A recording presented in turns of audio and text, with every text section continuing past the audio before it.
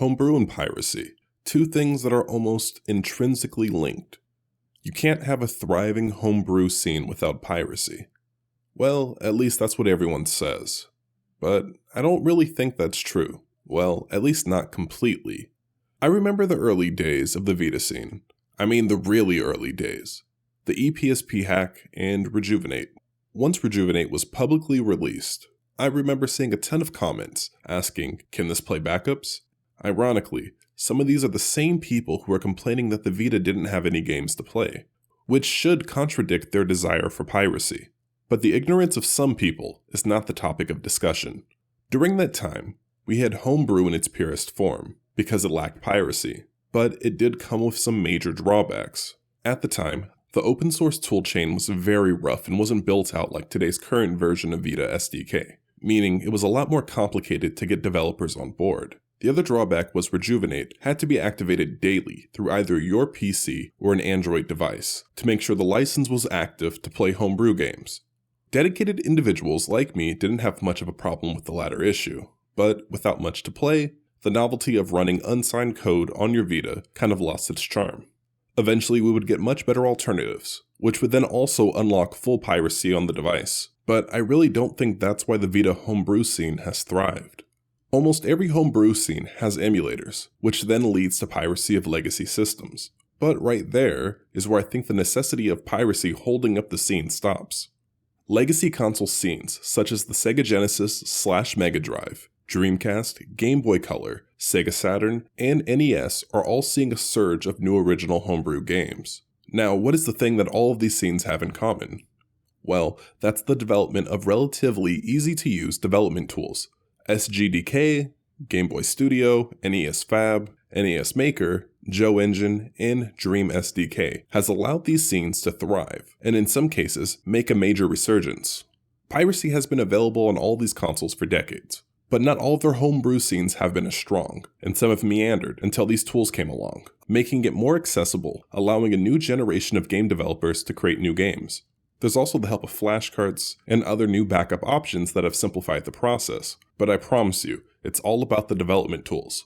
We've seen this with the progression of Vita SDK and the other game engines that have been added to the Vita homebrew scene. As each new tool has been added to the arsenal of the dev scene, we see an influx of new devs. Sometimes it's developers already using the tool coming into the community, and other times it's existing members of the community who finally see this as their opportunity to participate in the scene.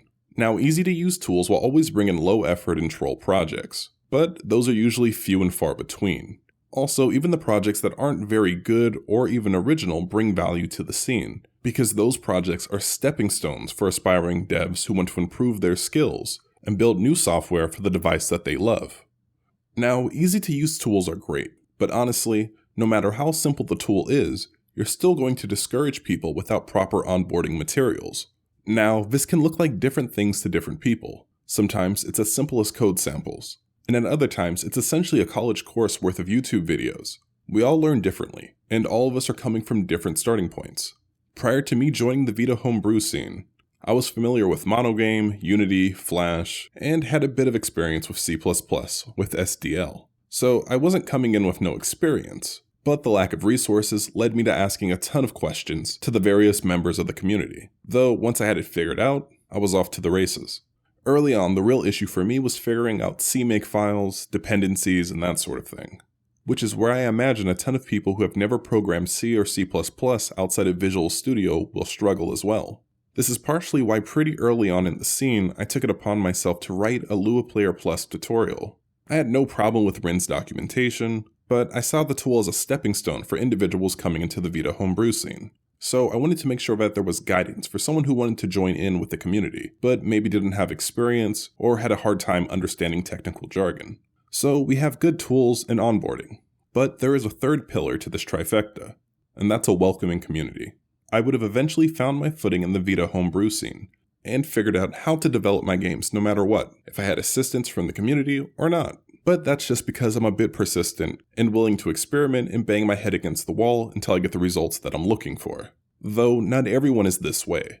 Some of us require a welcoming community of individuals who are willing to teach. Now, that doesn't mean that the community will build the software for you, but a welcoming hand and a warm message can make all the difference. The more experienced individuals in the scene should always remember that we were once the inexperienced person asking the questions and looking for guidance. Sure, pointing someone who's completely inexperienced to a basic C++ tutorial may get them out of your hair, and quite possibly even put them on the road to making cool stuff, but most likely not.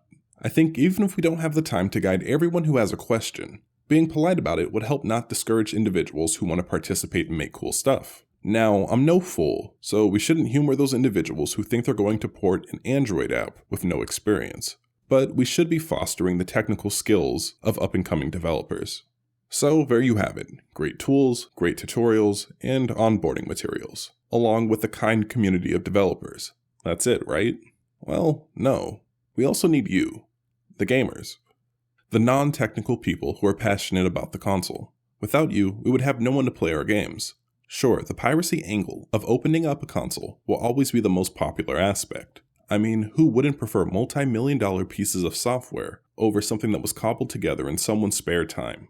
However, just to be included alongside your favorite multi-million-dollar commercial endeavors is an honor to me. So, to the early members of the Vita Homebrew scene, to those that built and continue to improve the tools that we use, and those that keep the scene going, developers and players alike, this is a big thank you to you all. Let's keep the Vita going for another decade.